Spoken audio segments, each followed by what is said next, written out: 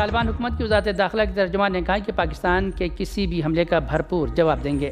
افغانستان میں طالبان حکومت کی وزارت داخلہ کے ترجمان عبدالمتین خانے نے ایک بیان میں کہا ہے کہ یہ ٹھیک ہے کہ ہمارے پاس ایٹمی ہتھیار نہیں، لیکن پاکستان نے اگر حملہ کیا تو ہم جواب دیں گے، اور اگر کابل کو نشانہ بنایا گیا تو ہمارا اگلا نشانہ اسلام آباد ہوگا۔ انہوں نے کہا کہ پاکستان نے افغان طالبان کی جانب سے تحریک طالبان پاکستان کے افراد کو کنٹرول کرنے اور انہیں پاکستان کے حوالے کرنے سمیت مختلف مطالبات کر کے مذاکرات کے عمل کو سبوتاژ کیا۔ دوسری جانب پاکستان کے وزیر دفاع خواجہ آصف نے کہا ہے کہ ہم طالبان کو دوبارہ غاروں میں دھکیلنے کی صلاحیت رکھتے ہیں۔ ان کا کہنا تھا کہ افغان حکام کے زہریلے بیانات طالبان کی بدنیت سوچ کو ظاہر کرتے ہیں۔ خواجہ آصف کا کہنا تھا کہ پاکستان کو اپنی پوری طاقت استعمال کرنے کی ضرورت نہیں، اگر چاہیں تو تورا بورا کی شکست کے مناظر دہرا دیں گے۔ خواجہ آصف نے کہا کہ افسوس طالبان حکومت افغانستان کو دوبارہ تباہی کی طرف ڈھکیل رہی ہے۔ پاکستانی وزیر دفاع کا کہنا تھا کہ پاکستان کے عزم اور صلاحیتوں کو آزمانا طالبان کے لیے بہت مہنگا ثابت ہوگا۔ ہندوستان کی ریاست مہاراشٹر میں کسانوں نے ایک بار پھر قرض معافی کے مطالبے کے ساتھ تحریک کا آغاز کر دیا ہے۔ ریاست مہاراشٹر کے کسانوں نے ناگپور میں آج دوسرے روز بھی احتجاج جاری رکھا۔ احتجاجی تحریک کی قیادت سابق وزیر اور پرہار پارٹی کے لیڈر بچو کڈو کر رہے ہیں۔ ہندوستانی میڈیا کے مطابق کسانوں نے ناگپور کو حیدرآباد سے جوڑنے والی قومی شاہراہ 44 کو بند کر دیا ہے۔ خبروں کے مطابق احتجاجی کسان امراوتی سے چل کر ناگپور پہنچے ہیں۔ حالانکہ پولیس نے اس مارچ کو ناگپور بارڈر پر روک دیا ہے اور ناگپور میں واقع وزیر اعلیٰ کی رہائش گاہ پر سیکورٹی بڑھا دی گئی ہے۔ کسانوں کا الزام ہے کہ بار بار وعدوں کے باوجود حکومت کسانوں کے قرضے معاف نہیں کر رہی ہے۔ حکومت نے خشک سالی کا سامنا کرنے والی کسانوں کو بھی مناسب مدد فراہم نہیں کی۔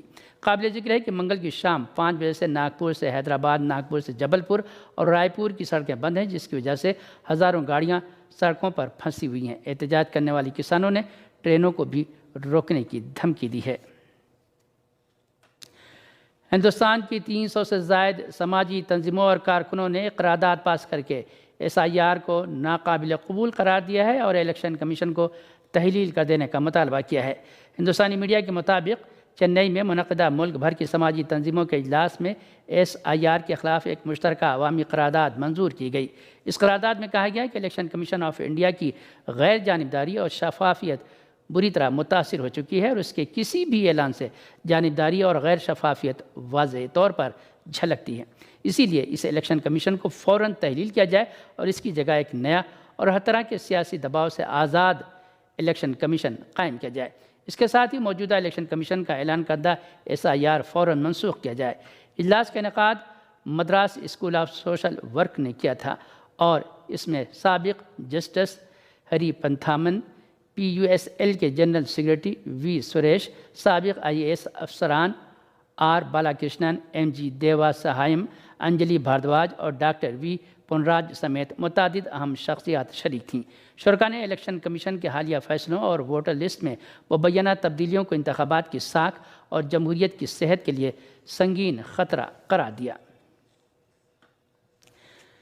صہیونی حکومت نے غزہ میں جنگ بندی کی خلاف ورزی کرتے ہوئے ایک بار پھر شدید بمباری کا سلسلہ شروع کر دیا ہے۔ دینی اثنا حماس کے ترجمان حازم قاسم نے جنگ بندی کی مکمل پابندی پر زور دیتے ہوئے کہا کہ صہیونی وزیر اعظم جنگ بندی توڑنے کے لیے جھوٹے بہانے کر رہے ہیں۔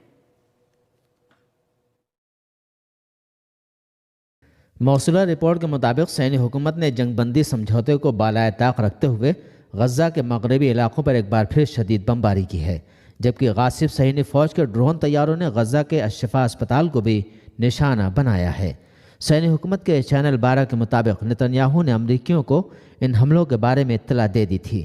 چنانچہ کہا جا سکتا ہے کہ غزہ میں جنگ بندی کی خلاف ورزی امریکہ کی ٹرمپ حکومت کی ایما پر کی جا رہی ہے۔ اطلاعات کے مطابق غاصب صہیونی حکومت کے حملوں کا سلسلہ نتنیاہو کی جانب سے حملوں کا حکم دینے کے کچھ دیر بعد شروع ہوا ہے۔ صہیونی وزیر اعظم نتنیاہو نے اس بہانے کے ساتھ کہ رفح میں ایک صہیونی فوجی ہلاک ہو گیا ہے، غزہ پر شدید حملوں کا حکم جاری کیا ہے۔ دراصل اسلامی استقامتی تنظیم حماس کے ترجمان حازم قاسم نے اس تنظیم کی جانب سے جنگ بندی کے مکمل پابندی پر زور دیتے ہوئے کہا ہے کہ یہ صہیونی وزیر اعظم ہیں جو جنگ بندی توڑنے کے لیے جھوٹے بہانے پیش کر رہے ہیں۔ انہوں نے کہا کہ صہیونی قیدیوں کی لاشیں ڈھونڈنے میں بہت سی رکاوٹیں ہیں، جس کی تفصیلات ثالثوں کو پیش کی جا چکی ہیں اور ان سے مزید وسائل کی درخواست بھی کی ہے۔ حازم قاسم نے کہا کہ قاہرہ میں موجود آپریشن کمان کو صہیونی قیدیوں کی لاشوں کو تلاش کرنے کے تکنیکی اور لاجسٹک معاملات سے آگاہ کیا جا چکا ہے اور وہ بھی ہمارے معاملات کو سمجھ رہے ہیں، لیکن صہیونی وزیر اعظم نتنیاہو اور ان کی کابینہ اس سلسلے کی منصوبہ بندی میں رکاوٹیں پیدا کر رہی ہے۔ انہوں نے کہا کہ نتنیاہو کا اصل مقصد غزہ کو تباہ کرنا اور یہاں رہنے والوں کو علاقہ چھوڑ دینے پر مجبور کر دینا ہے۔ تازہ ترین اطلاع کے مطابق غزہ میں 100 سے زائد فلسطینیوں کو شہید کرنے کے بعد صہیونی فوج نے حملے روکنے کا اعلان کیا ہے۔ یہ حملے گزشتہ رات سے شروع کیے گئے تھے، جن میں غزہ پر 10 ہوائی حملے کیے گئے۔ ایران کی سیکورٹی فورسز نے مشرقی ایران میں کارروائی کے دوران دہشت گرد گروہ جیش العدل کے سیل کو تباہ کرنے کی خبر دی ہے۔ ایرانی سیکورٹی فورس نے ایک پیچیدہ اور فیصلہ کن کارروائی کے دوران جنوب مشرقی ایران میں جیش العدل نامی دہشت گرد گروہ کے ایک سیل کو تباہ کر دیا۔ یہ کارروائی ان حملوں کے بعد کی گئی جن میں قانون نافذ کرنے والے اہلکاروں کو نشانہ بنایا گیا تھا۔ سیکورٹی ذرائع کے مطابق جیش العدل نامی دہشت گرد گروہ کے ارکان نے گزشتہ سال نومبر میں تفتان میں 2 پولیس گشتی ٹیموں پر گھات لگا کر حملہ کیا تھا جب وہ مقامی شہریوں کی درخواست پر ایک مشن سے واپس لوٹ رہے تھے۔ دہشت گردوں کی اس حملے میں 10 پولیس اہلکار اور فوجی شہید ہوئے تھے۔ گرفتار ہونے والے ایک دہشت گرد نے اعتراف کیا کہ انہوں نے جیش العدل کے ایک تربیتی مرکز میں 10 روزہ تربیت حاصل کی اور انہیں کلاشنکوف رائفل اور ایک موبائل فون فراہم کیا گیا۔ ایرانی سیکورٹی اداروں نے واضح کیا کہ دہشت گرد گروہوں کے خلاف کارروائیاں جاری رہیں گی تاکہ خطے میں امن و استحکام کو یقینی بنایا جا سکے۔ پاکستان کے زیر انتظام کشمیر میں secretary general Peoples Party Faisal Mumtaz Rathore کا کہنا ہے کہ مسلم لیگ نون اور پیپلز پارٹی نے عدم اعتماد کی تحریک پر دستخط کر دیے ہیں۔ پاکستان کے زیر انتظام کشمیر کے secretary general Peoples Party Faisal Mumtaz Rathore نے کہا ہے کہ مسلم لیگ نون کے ایوان میں 9 ووٹ ہیں جبکہ نون لیگ کی جانب سے راجہ فاروق حیدر نے دستخط کیے ہیں۔ ان کا یہ بھی کہنا ہے کہ ہمیں اس وقت کل 37 ممبران کی کھل کر حمایت حاصل ہے جبکہ مزید 5 ارکان اسمبلی نے حمایت کا یقین دلایا ہے۔ ذرائع کے مطابق پیپلز پارٹی کی مرکزی قیادت نے وزارت عظمیٰ کے لیے چودھری یاسین کے نام کی منظوری دے دی ہے۔ دوسری جانب پاکستان کے زیر انتظام کشمیر کے وزیر اعظم چودھری انوار الحق نے مستعفی ہونے کے لیے شرط عائد کر دی۔ پاکستانی میڈیا کے مطابق چودھری انوار الحق نے حامی وزراء اور اراکین اسمبلی کے لیے ترقیاتی فنڈز اور جاری منصوبوں کی گارنٹی مانگ لی۔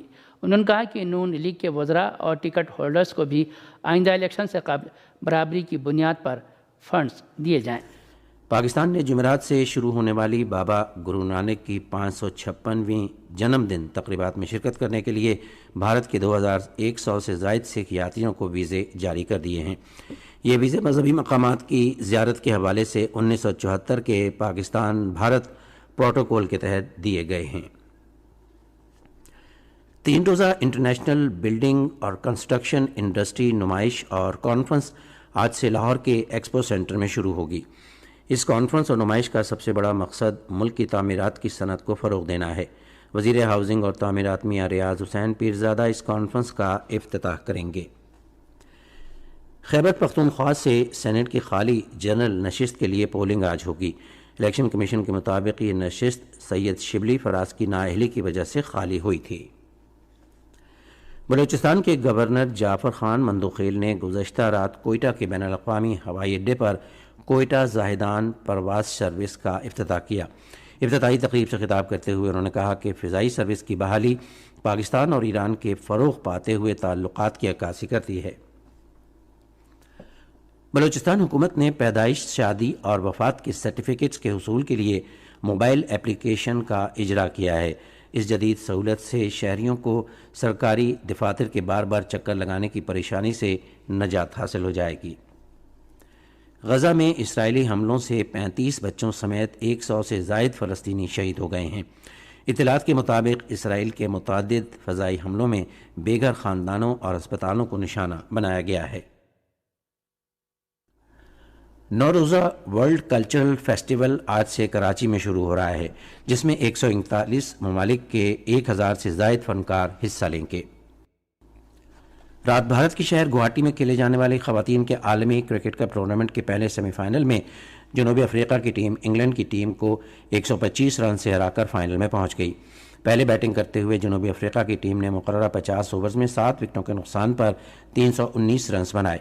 جواب میں انگلینڈ کی ٹیم 42.3 اوورز میں تمام کھلاڑیوں کے نقصان پر 394 رنز بنا سکی۔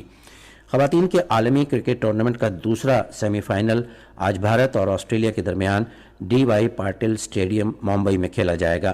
میچ پاکستان کے محلی وقت کے مطابق سپہر 2:30 بجے شروع ہوگا۔ موسم۔ محکمہ موسمیات کی پیشگوئی کے مطابق آئندہ 12 گھنٹوں کے دوران ملک کے بیشتر حصوں میں موسم زیادہ تر خشک جبکہ پہاڑی علاقوں میں سرد رہنے کا امکان ہے۔